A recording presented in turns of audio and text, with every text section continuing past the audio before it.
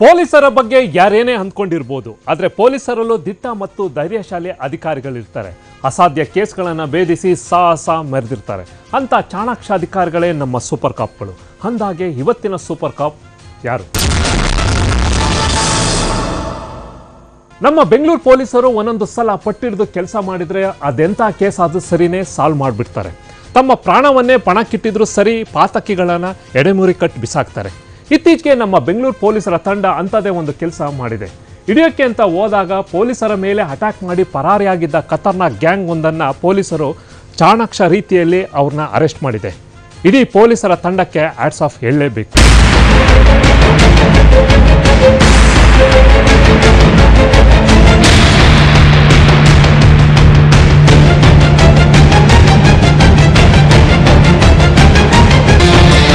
ವೀಕ್ಷಕರೇ, ಖಾಕಿಗಳು ಮನಸ್ಸು ಮಾಡಿದ್ರೆ ಎಂಥ ಕೇಸ್ ಬೇಕಾದರೂ ಸಾಲ್ವ್ ಮಾಡ್ತಾರೆ ಅನ್ನೋದಕ್ಕೆ ಈ ಸ್ಟೋರಿ ಒಂದು ಬೆಸ್ಟ್ ಎಕ್ಸಾಂಪಲ್. ನಮ್ಮ ಬೆಂಗಳೂರು ಪೊಲೀಸರು ಹಿಡಿದಿರೋದು ಅಂತಿಂತ ಗ್ಯಾಂಗ್ ಅನ್ನಲ್ಲ, ಅದೊಂದು ಖತರ್ನಾಕ್ ಗ್ಯಾಂಗು. ಯಾರ ಕೈಗೂ ಸಿಗದೆ ಇದ್ದ ಬದ್ದ ಮನೆಗಳನ್ನ ದೋಚಿ ಪರಾರಿಯಾಗ್ತಾ ಇದ್ದ ಗ್ಯಾಂಗ್ ಅದು. ಒಂದೊಮ್ಮೆ ಪೊಲೀಸರು ಹಿಡಿಯೋದಕ್ಕೆ ಹೋದ್ರೆ ಅವರು ಅಟ್ಯಾಕ್ ಮಾಡ್ತಾ ಇದ್ದ ಪರಿನೇ ಒಂಥರ ವಿಚಿತ್ರವಾಗಿತ್ತು ಬಿಡಿ. ಅವ್ರ ಮೋಡಸ್ ಆಪರೆಂಡಿ ತುಂಬಾನೇ ವಿಚಿತ್ರವಾಗಿತ್ತು.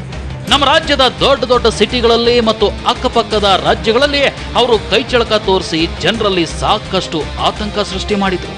ಅಂಥ ಖತರ್ನಾಕ್ ಗ್ಯಾಂಗ್ ಅನ್ನ ನಮ್ಮ ಬೆಂಗಳೂರು ಪೊಲೀಸರ ತಂಡ ಹೆಡೆಮುರಿ ಕಟ್ಕೊಂಡು ಬಂದಿದೆ. ಹೀಗಾಗಿ ಅವರು ಯಾರನ್ನ ಹೇಗೆ ಎಲ್ಲಿ ಹೆಡೆಮುರಿ ಕಟ್ಟಿದ್ರು ಅಂತ ನಿಮ್ಗೆ ಹೇಳೋದಕ್ಕೆ ಮುಂಚೆ ಆ ಪೊಲೀಸರ ತಂಡಕ್ಕೆ ಒಂದು ಹ್ಯಾಟ್ಸ್ ಆಫ್ ಹೇಳ್ಬಿಡೋಣ.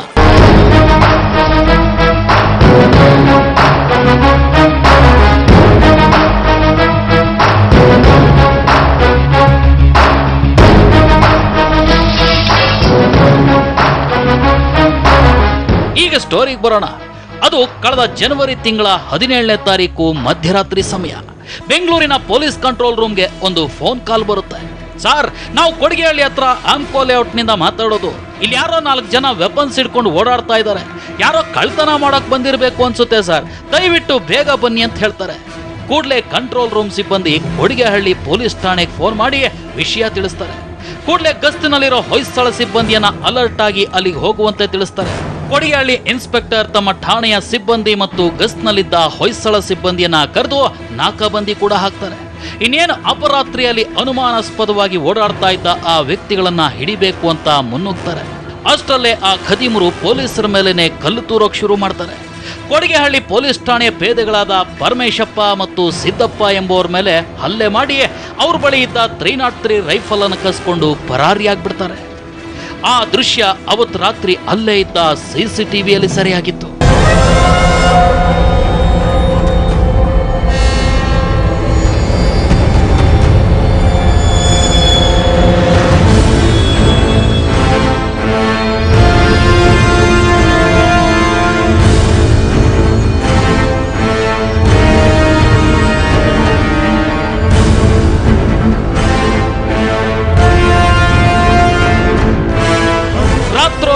ಇಂಥದ್ದೊಂದು ಘಟನೆ ಆಗ್ತಿದ್ದಂಗೆ ಪೊಲೀಸರು ಅವರನ್ನ ಚೇಸ್ ಮಾಡಿದ್ರು, ಯಾರನ್ನು ಹಿಡಿಯೋದಕ್ಕಾಗ್ಲಿಲ್ಲ.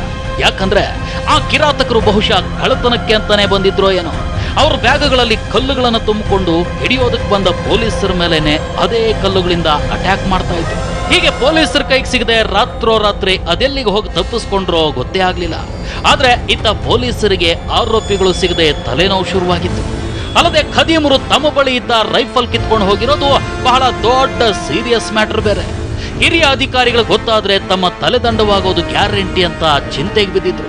ಆದ್ರೂ ಆರೋಪಿಗಳ ವಿರುದ್ಧ ಪೊಲೀಸರ ಮೇಲೆ ಹಲ್ಲೆ ಮಾಡಿ ರೈಫಲ್ ಕಸ್ಕೊಂಡು ಹೋಗಿದ್ದರ ಬಗ್ಗೆ ಪ್ರಕರಣ ದಾಖಲು ಮಾಡಿಕೊಳ್ಳಲಾಯಿತು. ನಂತರ ಈಶಾನ್ಯ ವಿಭಾಗದ DCP ಗಿರೀಶ್ ಅವರಿಗೆ ಮಾಹಿತಿ ಮುಟ್ಟಿಸ್ತಾರೆ. ಅವರು ಕೂಡ ಸ್ಪಾಟ್ಗೆ ಬಂದು ಕೂಲಂಕುಷವಾಗಿ ಪರಿಶೀಲಿಸಿದಾಗಲೇ ಗೊತ್ತಾಗಿದ್ದು ರೈಫಲ್ ಕಸ್ಕೊಂಡು ಹೋದವರು ಸಾಮಾನ್ಯ ವ್ಯಕ್ತಿಗಳಲ್ಲ ಅನ್ನೋದು. ಯಾಕಂದ್ರೆ ಇಲ್ಲಿನ ಸ್ಥಳೀಯ ರೌಡಿಗಳು ಮತ್ತು ಕ್ರಿಮಿನಲ್ಸ್ ಯಾರು ಪೊಲೀಸರ ಮೇಲೆ ಅಟ್ಯಾಕ್ ಮಾಡಿ ರೈಫಲ್ ಕಿತ್ಕೊಂಡು ಹೋಗುವಷ್ಟು ಮೀಟರ್ ಇರಲ್ಲ. ಯಾರೋ ಬೇರೆ ಕಡೆಯಿಂದ ಬಂದಿರೋರೇ ಈ ಕೃತ್ಯ ಮಾಡಿರೋದು ಅನ್ನೋದು ಮೇಲ್ನೋಟಕ್ಕೆ ಗೊತ್ತಾಗುತ್ತೆ. ರಾಬರಿ ಮಾಡೋಕ್ಕೆ ಈ ಆಮ್ಕೋ ಲೇಔಟ್ ಅಂತ ಇದೆ ನಮ್ಮ ಕೊಡಿಗೆಹಳ್ಳಿ ಲಿಮಿಟ್ಸ್ಲಿ, ಅಲ್ಲಿ ರಾಬರಿ ಮಾಡೋದಕ್ಕೆ ಪ್ರಯತ್ನ ಪಡ್ತಾರೆ. ಅವತ್ತು ಆಗೋದಿಲ್ಲ. ಅಲ್ಲಿ ಸ್ಥಳೀಯರು ನಮ್ಮ ಪೊಲೀಸಿಗೆ ಫೋನ್ ಮಾಡ್ತಾರೆ. ಸೊ ಆವಾಗಲೇ ನಮ್ಮ ಪೊಲೀಸರು ಅಲ್ಲಿ ಹೋಗಿ ಅವ್ರ ಜೊತೆಗೆ ಅವ್ರನ್ನ ಹಿಡಿಯೋಕ್ಕೆ ಹೋದಾಗಲೇ ಆ ಒಂದು ಘಟನೆ ನಡೀತದೆ. ಆಮೇಲೆ ರೈಫಲನ್ನು ಅದೇ ಟೈಮಲ್ಲಿ ಅವರು ಹೆದರ್ಕೊಂಡು ಅಲ್ಲೇ ಬಿಟ್ಟು ಹೋದರೆ ಪೊಲೀಸ್ ಅದೇ ರೈಫಲಿಂದ ತೊಗೊಂಡು ನಮಗೆ ಫೈರ್ ಮಾಡ್ತಾರೆ, ಗುಂಡಾರಿಸ್ತಾರೆ ಅಂತ ಹೇಳಿ ಅವರು ಅದನ್ನು ಅವ್ರ ಜೊತೆಗೆ ತೊಗೊಂಡು. ಇದೆಲ್ಲವನ್ನ ಗಮನದಲ್ಲಿಟ್ಕೊಂಡು ಡಿಸಿಪಿ ಗಿರೀಶ್, ಯಲಹಂಕ ಎಸಿಪಿ ಪ್ರಭಾಕರ್ ಬಾರ್ಕಿ ನೇತೃತ್ವದಲ್ಲಿ 4 ಪೊಲೀಸರ ತಂಡಗಳನ್ನ ರಚನೆ ಮಾಡಿ ಆರೋಪಿಗಳ ಹೆಡಮುರಿ ಕಟ್ಟೋದಕ್ಕೆ ಫೀಲ್ಡ್ಗಿಳಿಸ್ತಾರೆ.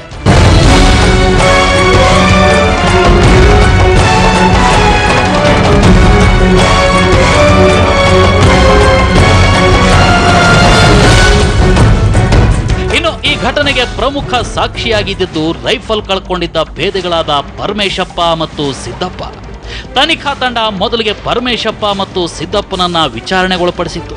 ಬಂದಿದ್ದ ಆರೋಪಿಗಳು ನೋಡೋದಕ್ಕೆ ಹೇಗಿದ್ರು, ಅವರ ಚಲನವಲನ ಹೇಗಿತ್ತು, ಆ ಖದೀಮರು ಬಳಸ್ತಾ ಇದ್ದ ಮಾರಕಾಸ್ತ್ರಗಳು ಹೇಗಿದ್ವು, ಅವ್ರು ಮಾತಾಡ್ತಾ ಇದ್ದ ಭಾಷೆ ಯಾವುದು ಅನ್ನೋದ್ರ ಬಗ್ಗೆ ಮಾಹಿತಿ ಕಲೆ ಹಾಕ್ತಾರೆ. ಅಲ್ಲದೆ ರಾತ್ರಿ ಕಂಟ್ರೋಲ್ ರೂಮ್ಗೆ ಫೋನ್ ಮಾಡಿ ಮಾಹಿತಿ ಕೊಟ್ಟವರಿಂದಲೂ ಮಾಹಿತಿ ಕಲೆ ಹಾಕ್ತಾರೆ. ಎಲ್ಲದಕ್ಕಿಂತ ಮುಖ್ಯವಾಗಿ ಸಿಸಿಟಿವಿಯಲ್ಲಿ ಸರಿಯಾಗಿದ್ದ ಖದೀಮರ ಚಲನವಲನವನ್ನ ಇಂಚಿಂಚು ಪರಿಶೀಲನೆ ಮಾಡ್ತಾರೆ.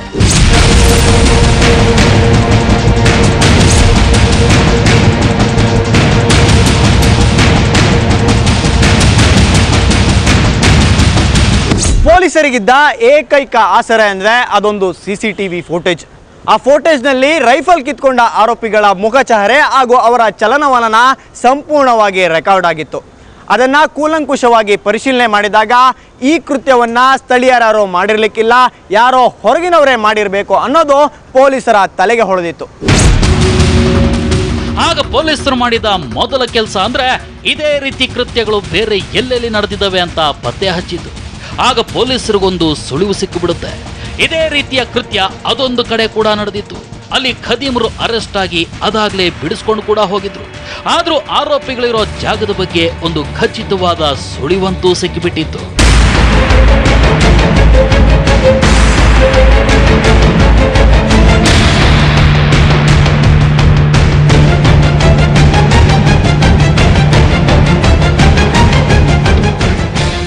ಹಾಗಾದ್ರೆ ಆ ಖದೀಮರು ಇನ್ನು ಎಲ್ಲೆಲ್ಲಿ ಇಂಥ ಕೃತ್ಯ ನಡೆಸಿದ್ರು, ಅವರ ಪತ್ತೆಗೆ ನಿಂತ ಪೊಲೀಸರಿಗೆ ಖದೀಮರ ಬಗ್ಗೆ ಮಾಹಿತಿ ಸಿಕ್ಕಿದ್ದು ಹೇಗೆ, ಆರೋಪಿಗಳನ್ನ ಪತ್ತೆ ಹಚ್ಚಿದ ಪೊಲೀಸರು ಇನ್ವೆಸ್ಟಿಗೇಷನ್ ನಿಜಕ್ಕೂ ಇಂಟ್ರೆಸ್ಟಿಂಗ್ ಆಗಿತ್ತು. ಹೇಗಿತ್ತು ಅಂತ ಹೇಳ್ತೀವಿ ಒಂದು ಸಣ್ಣ ಬ್ರೇಕ್ನ ನಂತರ.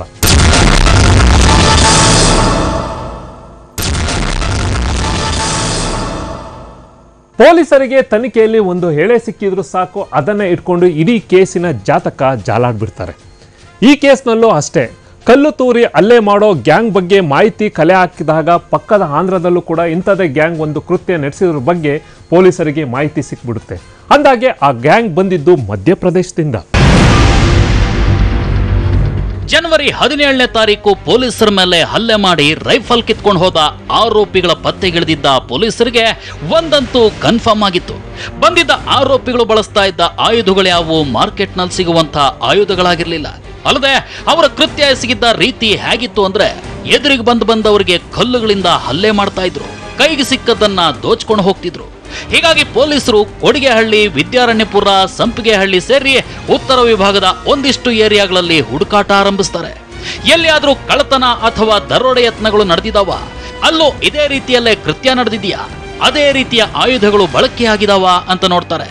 ಬೆಂಗಳೂರಿನ ಅಕ್ಕಪಕ್ಕದ ಜಿಲ್ಲೆಗಳಲ್ಲಷ್ಟೇ ಅಲ್ಲದೆ ಅಕ್ಕಪಕ್ಕದ ರಾಜ್ಯಗಳ ಪೊಲೀಸರಿಗೂ ಮಾಹಿತಿ ನೀಡ್ತಾರೆ. ಈ ಕಡೆ ಪೊಲೀಸರ ತಂಡ ಹರಸಾಹಸ ಪಟ್ಟು ತನಿಖೆ ನಡೆಸ್ತಾ ಇದ್ರೆ, ಮತ್ತೊಂದು ಕಡೆ ಕರ್ತವ್ಯ ಲೋಪದ ಹಿನ್ನೆಲೆಯಲ್ಲಿ Kodigehalli police inspector Rajanna rifle ಕಳ್ಕೊಂಡಿದ್ದ ಪೇದೆಗಳಾದ ಪರಮೇಶಪ್ಪ ಮತ್ತು ಸಿದ್ದಪ್ಪನನ್ನ ನಗರ ಪೊಲೀಸ್ ಆಯುಕ್ತ ಟಿ ಸುನಿಲ್ ಕುಮಾರ್ ಸಸ್ಪೆಂಡ್ ಮಾಡಿದ್ರು. ದಿನ ಕಳೆದಂತೆ ತನಿಖೆ ನಡೆಸ್ತಾ ಇದ್ದ ಪೊಲೀಸರಿಗೆ ಈ ಪ್ರಕರಣ ಇನ್ನಷ್ಟು ಕ್ಲಿಷ್ಟಕರವಾಗ್ತಾ ಹೋಯಿತು. ಈ ವೇಳೆ ಪೊಲೀಸರಿಗೆ ಆಂಧ್ರ ಪೊಲೀಸರಿಂದ ಒಂದು ಮಾಹಿತಿ ಸಿಕ್ಕಿತ್ತು. ಬೆಂಗಳೂರಿನಲ್ಲಾದ ಮಾದರಿಯಲ್ಲೇ ಆಂಧ್ರದ ಕಡಪಾದಲ್ಲಿ ರಾಬರಿ ಮತ್ತು ಮನೆಗಳ್ಳತನಗಳಾಗಿದ್ವು. ಅಲ್ಲೂ ಕೂಡ ಅದೇ ರೀತಿಯ ಆಯುಧಗಳನ್ನು ಬಳಸಲಾಗಿತ್ತು. ತಡ ಮಾಡದ ವಿದ್ಯಾರಣ್ಯಪುರ ಇನ್ಸ್ಪೆಕ್ಟರ್ ರಾಮಮೂರ್ತಿಯ ಒಂದು ತನಿಖಾ ತಂಡ ಕೂಡಲೇ ಆಂಧ್ರಕ್ಕೆ ಹೊರಟು ಬಿಡ್ತು.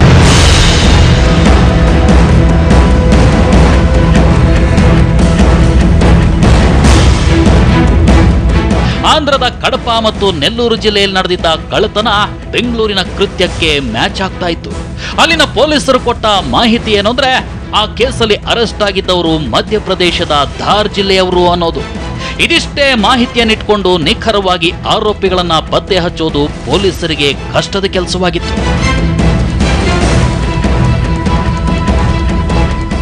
ಮಧ್ಯಪ್ರದೇಶದ ದಾರ್ ಜಿಲ್ಲೆ ಇದೆಯಲ್ಲ, ಇದೇ ಜಿಲ್ಲೆಯ ಕೆಲ ಬುಡಕಟ್ಟು ಜನಾಂಗದವರೇ ಹೆಚ್ಚಾಗಿ ಇಂತಹ ಕೃತ್ಯಗಳಲ್ಲಿ ಭಾಗಿಯಾಗೋದು. ನಮ್ಮ ರಾಜ್ಯದ ವಿಜಯಪುರ ಹಾಗೂ ಕಲಬುರಗಿಗೂ ಕೂಡ ಅಕ್ರಮವಾಗಿ ಪಿಸ್ತೂಲ್ ಸಪ್ಲೈ ಮಾಡ್ತಿದ್ದು ಇದೇ ಮಧ್ಯಪ್ರದೇಶದ ದಾರ್ ಜಿಲ್ಲೆಯಿಂದನೇ. ಅಲ್ಲಿಗೆ ಪೊಲೀಸರಿಗೆ ಒಂದಂತೂ ಕನ್ಫರ್ಮ್ ಆಗಿತ್ತು, ಮಧ್ಯಪ್ರದೇಶದ ದಾರ್ ಜಿಲ್ಲೆ ಅಂದ್ರೆ ಅದು ಕ್ರಿಮಿನಲ್ಗಳ ವಾಸಸ್ಥಾನ. ಇಲ್ಲಿ ಆರೋಪಿಗಳನ್ನ ಹಿಡಿಯೋದಕ್ಕೆ ಪೊಲೀಸರು ಒಂದು ತಂತ್ರ ಉಪಯೋಗಿಸಿದ್ರು.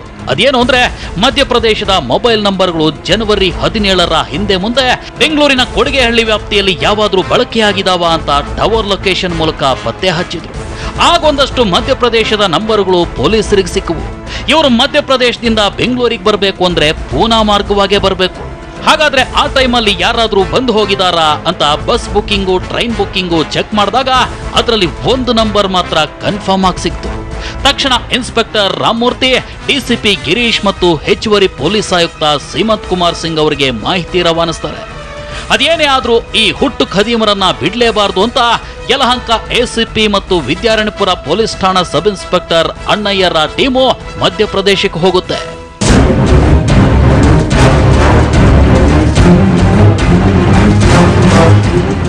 ಆ ಥರ ಪ್ರಕರಣಗಳು ಈ ಹಿಂದೆ ಎಲ್ಲಾಗಿದ್ದಾವೆ ಅಂತ ಸ್ವಲ್ಪ ತಿಳ್ಕೊಂಡಾಗ ನಮಗೆ ಆಂಧ್ರ ಪ್ರದೇಶದಲ್ಲಿ ಆಗಿದೆ ಅಂತ ಗೊತ್ತಾಯಿತು, ಕಡಪ ಜಿಲ್ಲೆಯಲ್ಲಿ ಆಗಿದೆ ಅಂತ ಗೊತ್ತಾಯಿತು. ಸೊ ನಾವು ಅಲ್ಲಿ ಹೋಗಿ ಸ್ವಲ್ಪ ಅಲ್ಲಿ ವಿಚಾರಣೆ ಮಾಡಿ ನೋಡಿದಾಗ ಗೊತ್ತಾಯಿತು. ಅಲ್ಲಿ ನಮಗೆ ಕನ್ಫರ್ಮ್ ಆಯಿತು ಇದು ಮಧ್ಯಪ್ರದೇಶ ಟೀಮ್ ಅಂತ, ಈ ಒಂದು ಟೀಮ್ ಅಂತ ಗೊತ್ತಾಯಿತು, ಗ್ಯಾಂಗ್ ಅಂತ ಗೊತ್ತಾಯಿತು. ಮಾಹಿತಿ ಪಕ್ಕಾ ಇದ್ದಿದ್ರಿಂದ ಧಾರ್ ಜಿಲ್ಲಾ ಪೊಲೀಸರ ಸಹಾಯ ಪಡೆದು ಆ ಕಿರಾತಕರ ಊರಾದ ಭಗೋಲಿಗೆ ಹೋಗ್ತಾರೆ. ಅಲ್ಲಿ ಪ್ರಕರಣದ ಆರೋಪಿಯಾದ ರಾಯ್ ಸಿಂಗ್ ಪೊಲೀಸರ ಕೈಗೆ ಸಿಕ್ಕಿಬಿಡ್ತಾನೆ.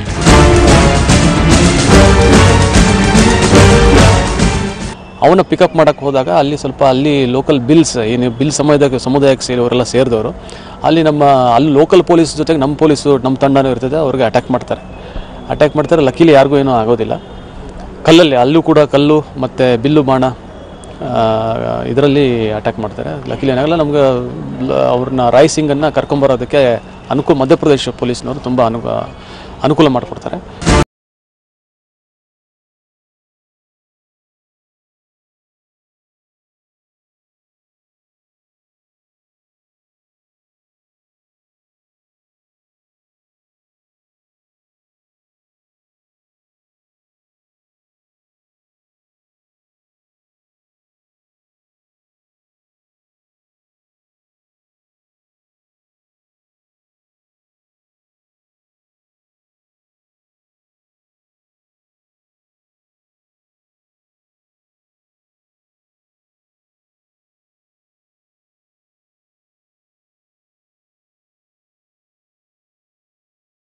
ಹಾಗಾದ್ರೆ ಆರೋಪಿ ರಾಯ್ ಸಿಂಗ್ ಪೊಲೀಸರ ಮುಂದೆ ಬಾಯ್ಬಿಟ್ಟ ಭಯಂಕರ ಸಂಗತಿಗಳು ಯಾವ್ಯಾವು?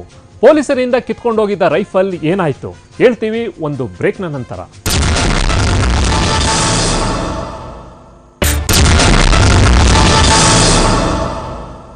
ಆ ದಿನ ರಾತ್ರಿ ಬೆಂಗಳೂರು ಪೊಲೀಸರ ಕಾರ್ಯಾಚರಣೆ ಒಂಥರ ಸರ್ಜಿಕಲ್ ಸ್ಟ್ರೈಕ್ ನಂತಿತ್ತು. ಅವರು ಹಿಡಿದ ಬೇಟೆ ಭರ್ಜರಿಯಾಗಿತ್ತು. ಪ್ರಮುಖ ಆರೋಪಿ ರಾಯ್ ಸಿಂಗ್ ಬಾಯಿಂದ ಬಯಲಾದ ಸಂಗತಿಗಳು ಪೊಲೀಸರನ್ನ ಬೆಚ್ಚು ಬೀಳಿಸಿದವು. ಎಲ್ಲಕ್ಕಿಂತ ಮುಖ್ಯವಾಗಿ ಅವರು ಕಿತ್ಕೊಂಡು ಹೋಗಿದ್ರಲ್ಲ ರೈಫಲ್ ಪೊಲೀಸರಿಗೆ ಮತ್ತೆ ಸಿಕ್ತು. ಜೊತೆಗೆ ಬೆಂಗಳೂರಿನಲ್ಲಿ ಅಡಗಿದ ಆರೋಪಿಗಳು ಕೂಡ ಪೊಲೀಸರಿಗೆ ಸಿಕ್ಬಿದ್ರು. ಬೆಂಗಳೂರು ಪೊಲೀಸರು ದೂರದ ಮಧ್ಯಪ್ರದೇಶದಿಂದ ಹೆಡಮುರಿ ಕಟ್ಟಿ ತಂದಿದ್ದ ರಾಯ್ ಸಿಂಗ್ ಕುಖ್ಯಾತ ಗ್ಯಾಂಗ್ ಒಂದರ ಲೀಡರ್. ಅಂದಹಾಗೆ ಆ ಗ್ಯಾಂಗಿನ ಕಸಬು ಬರೀ ಕಳ್ಳತನ ಮಾಡೋದಷ್ಟೇ.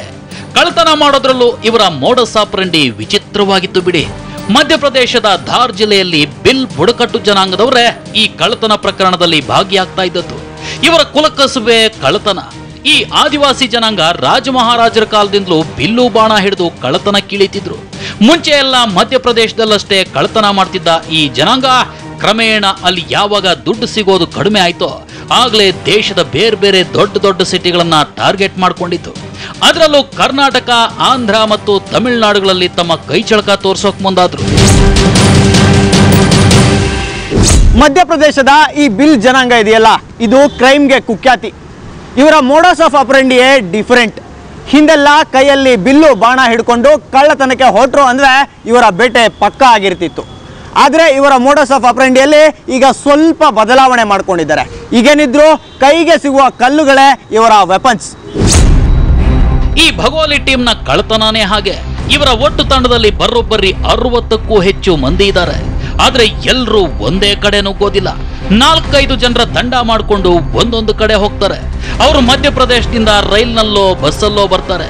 ನೇರವಾಗಿ ಬೆಂಗಳೂರಿಗೆ ಬಂದ್ರೆ ಮೊದಲು ಇವರ ಟಾರ್ಗೆಟ್ ಏನಿದ್ರು ರೈಲ್ವೆ ಹಳಿಗಳ ಪಕ್ಕದಲ್ಲಿ ಮತ್ತು ಹೈವೇ ರೋಡ್ನ ಅಕ್ಕಪಕ್ಕದಲ್ಲಿರೋ ಮನೆಗಳೇ. ಯಾಕಂದ್ರೆ ಕಳ್ಳತನ ಮಾಡಿ ಈಸಿಯಾಗಿ ಎಸ್ಕೇಪ್ ಆಗೋದಕ್ಕೆ ರೈಲ್ವೆ ಟ್ರ್ಯಾಕ್ ಪಕ್ಕ ಪೊದೆಗಳಲ್ಲಿ ಎಸ್ಕೇಪ್ ಆಗಬಹುದು ನೋಡಿ, ಅದಕ್ಕೆ. ಇನ್ನು ಕಸುಬುಗಿಳಿಯೋ ಮೊದಲೇ ಎಂಟ್ರಿ ಮತ್ತು ಎಕ್ಸಿಟ್ ರೂಟ್ ಮ್ಯಾಪ್ ರೆಡಿ ಮಾಡ್ಕೊಂಡೆ ಕಳ್ಳತನ ಮಾಡೋ ಮನೆಗಳನ್ನ ಫಿಕ್ಸ್ ಮಾಡ್ಕೊಳ್ತಿದ್ರು. ಇನ್ನು ಇವರು ಯಾವುದೇ ಲಾಡ್ಜ್ಗಳಲ್ಲಿ ಮಲಗೋದಿಲ್ಲ. ಅವರ ವಾಸ್ತವ್ಯ ಏನಿದ್ರು ರಸ್ತೆ ಬದಿಯಲ್ಲಿ ಮತ್ತು ಹಾಳು ಬಿದ್ದ ಹಳೆ ಸರ್ಕಾರಿ ಕಟ್ಟಡಗಳಲ್ಲಿ. ಯಾಕಂದ್ರೆ ಅಲ್ಲಿ ಮಲಗಿದ್ರೆ ಯಾವ ಪೊಲೀಸರು ಕಿರಿಕಿರಿ ಇರೋದಿಲ್ಲ. ಯಾರೋ ಭಿಕ್ಷುಕರು ಅನ್ಕೊಂಡು ಸುಮ್ಮನೆ ಹೋಗ್ಬಿಡ್ತಾರೆ. ಇನ್ನು ಈ ಗ್ಯಾಂಗು ತಡರಾತ್ರಿ 1 ಗಂಟೆಯಿಂದ ಕೆಲಸ ಶುರು ಮಾಡುತ್ತೆ.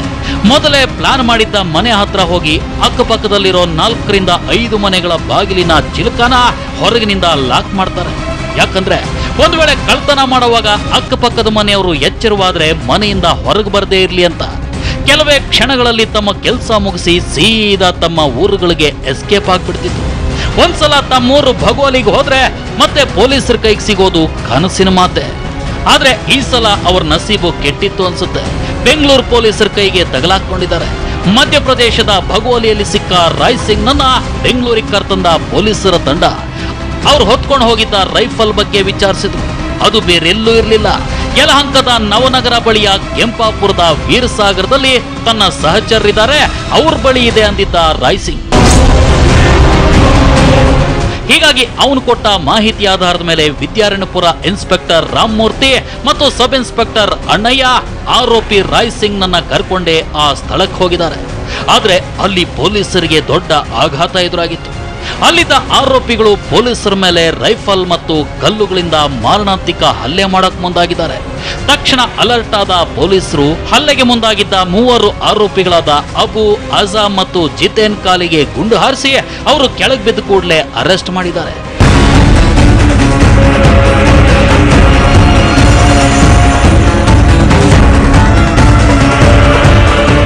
ಸೊ ಅಲ್ಲಿಗೆ ನಾವು ಹೋಗಿ ಸರ್ಚ್ ಮಾಡಿದಾಗ ಅದು ಪೊಲೀಸ್ ಮೇಲೆ ಅಟ್ಯಾಕ್ ಮಾಡ್ತಾರೆ, ಸರೆಂಡರ್ ಆಗಿ ಅಂತ ಕೇಳಿದಾಗ. ಅದಕ್ಕೆ ಇವತ್ತು ಬೆಳಿಗ್ಗೆ ನಮ್ಮ ಪೊಲೀಸ್ ಇನ್ಸ್ಪೆಕ್ಟರ್ ವಿದ್ಯಾರಣ್ಯಪುರ ರಾಮಮೂರ್ತಿ ಮತ್ತು ಪೊಲೀಸ್ ಸಬ್ ಇನ್ಸ್ಪೆಕ್ಟರ್ ವಿದ್ಯಾರಣ್ಯಪುರ ಅಣ್ಣಯ್ಯ ಅಂತ ಹೇಳಿ ಅವರು ಫೈರ್ ಓಪನ್ ಮಾಡಿ ಅವ್ರಿಗೆ ಸ್ವಲ್ಪ ಕಾಲಿಗೆ ಇಂಜುರಿ ಆಗುತ್ತದೆ. ಇಲ್ಲಾಂದ್ರೆ ಅವ್ರನ್ನ ವಶಪಡಿಸ್ಕೊಳ್ಳೋದು ಕಷ್ಟ ಆಗಿತ್ತು.